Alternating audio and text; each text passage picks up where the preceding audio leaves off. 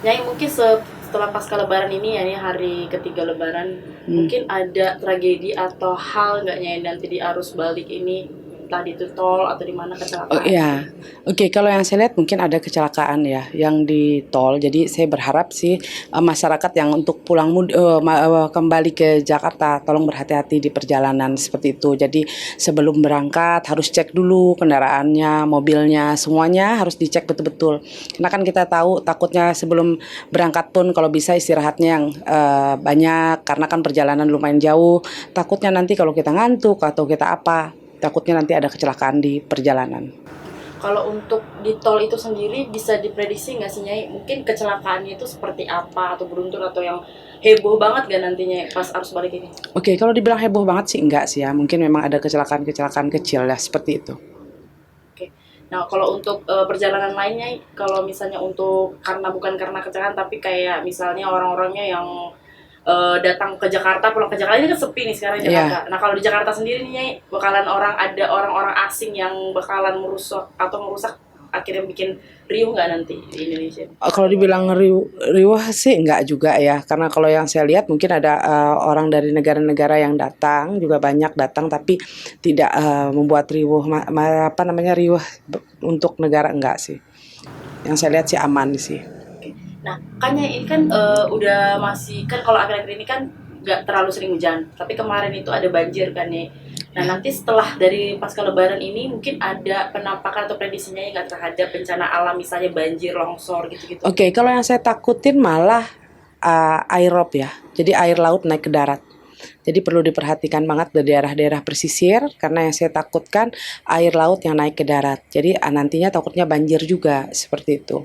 Itu kapan ya atau di mananya terjadi nanti? Oke, untuk Jakarta di bagian kayak daerah segala Ancol, segala daerah-daerah pesisir dekat laut ya itu perlu diperhatikan banget itu. Karena air laut yang akan naik nanti. Kapan kira-kiranya apakah gitu? Mungkin di bulan 5, bulan 4, bulan 5 ini perlu diperhatikan banget. Masih hati-hati ya. Nah, kalau kayak Ya, gitu banyak makan korban jiwa nggak ya itu? oke. Kalau membuat korban jiwa sih enggak ya, tapi mungkin kan namanya kebanjiran sedikit banyak kan pasti ada harta-harta yang ikut tenggelam kan ya. Pasti yang masyarakat yang di daerah pinggiran seperti itu pasti ada kerugian lah buat mereka. Finansial kan seperti itu. Nah, prediksinya terhadap nanti Jakarta tenggelam nanti yang kemarin ngasih itu nanti bakalan terjadi nggak nanti di tahun berapa kira-kira itu? Jakarta tenggelam.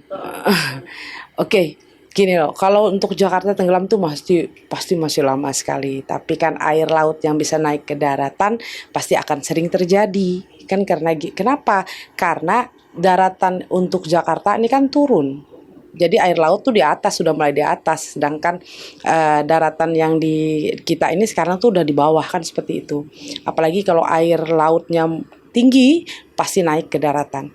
Oke, ini kita bahas kayak pasca lebaran arti minal aidin wal faizin itu dari maaf-maafkan itu tuh apa ya terhadap nanti untuk orang-orang ke depannya apakah nanti akan terjadi ricuh lagi kayak nanti akan terjadi demo segala macam apakah nanti hubungan masyarakat sama pemerintahan akan baik-baik saja atau malah akan ada penampakan-penampakan yang tangis darah segala macam kan ya. Oke, kalau yang saya lihat pasti akan masih ada demo ya. Demo-demo yang kecil-kecil pasti ada masih tetap demo karena mereka merasa bahwa eh tidak kepuasan mereka terhadap pemerintah. Tapi kan kita tidak bisa mengatakan tidak ada kepuasan karena kan ini pemerintah masih baru-baru. Masih saya bilang juga 1 tahun juga belum nyampe kan seperti itu. Jadi sedikit banyak mereka untuk merubah kepemimpinan itu kan nggak gampang. Jadi jawaban saya mungkin banyak orang yang masih belum puas, belum bisa menerima. Pasti ada yang demo-demo seperti itu.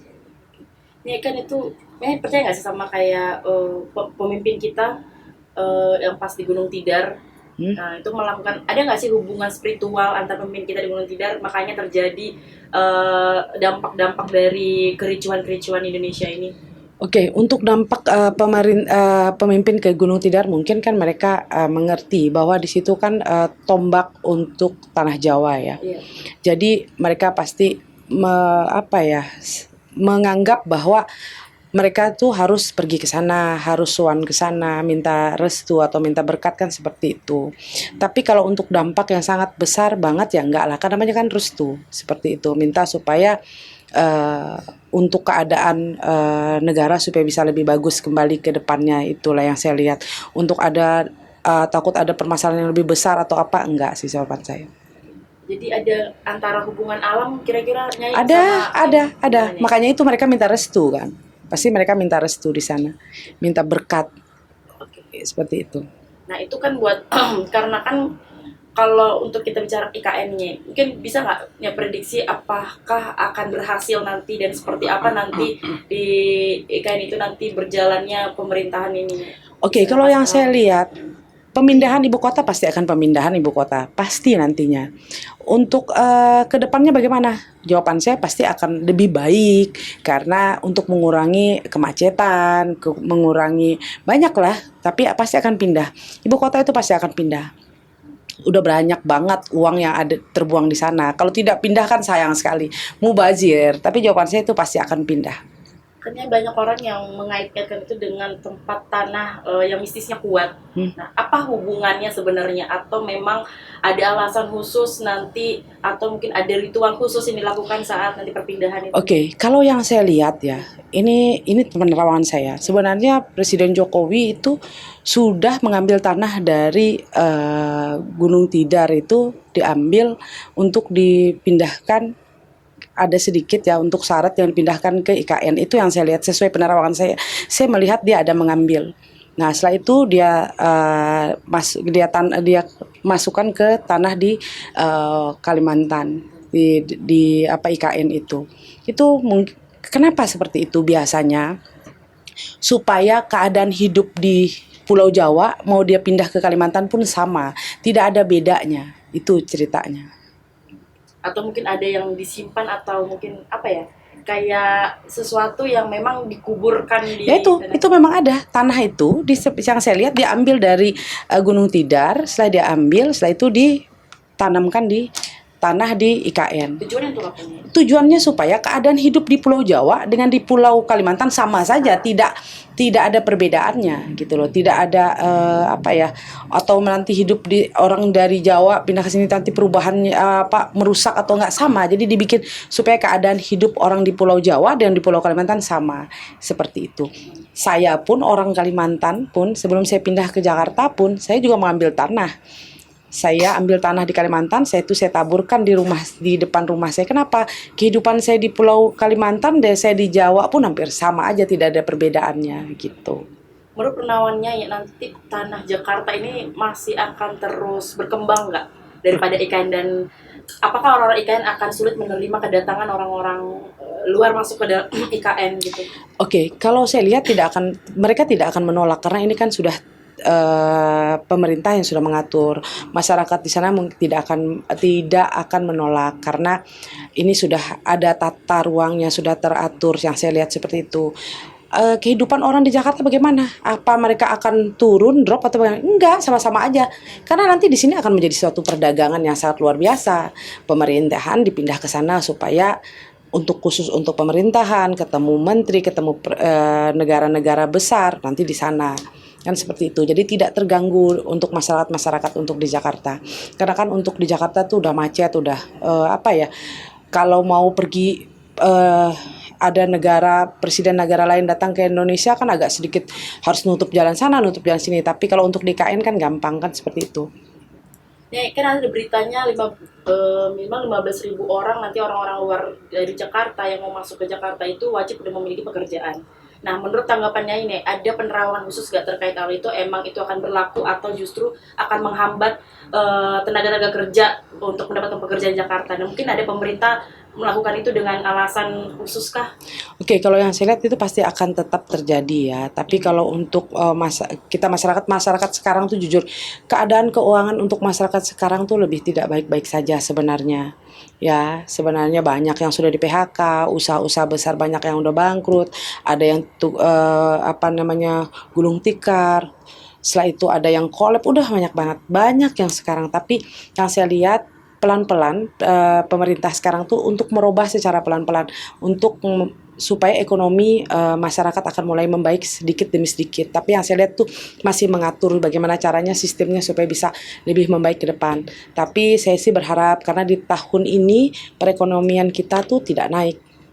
Masih naiknya tuh kalau dibilang naik enggak, tapi situasi keadaan karena mungkin penyesuaian ya. Yang saya lihat seperti itu. Lagi masa demo-demonya kayak gini kan, jadi banyak yang anak-anak muda nih misalnya yang baru lulus dia udah S1 di segala macam tuh susah dapat pekerjaannya. Nah menurut penerawannya ini bagaimana nih ke depannya untuk yang orang di PHK dan pengangguran-pengangguran ini bakalan meningkat atau justru nanti, nah kita bahas ini sama teknologi AI berkembang, itu gimana nya menurutnya ini bakalan seperti apa nanti? Oke, kalau dibilang bagaimana keadaan mereka, jawaban saya untuk menambah tenaga kerja pasti sedikit banyak pemerintah lagi mengatur bagaimana caranya supaya masyarakat itu yang lulusan S1, yang banyak yang PHK, bagaimana caranya supaya mereka itu dapat pekerjaan kembali. Tapi yang saya lihat itu agak sedikit pelan-pelan ya, tidak bisa yang langsung masyarakat yang sudah di PHK, yang orang anak-anak yang baru masuk ini, baru lulus S1 ini langsung bisa bekerja tuh kayaknya sih agak pelan-pelan ya untuk merubah supaya bisa merubah perekonomian begitu. Nih ada ini nggak sih kayak kalau kita bahas kan udah selalu tentang Indonesia ricuh nih. Kalau untuk wabah penyakit kira-kira akan ada suatu fenomena nggak? Nggak ada sih kalau untuk fenomena untuk wabah yang sangat besar karena ya saya lihat begini.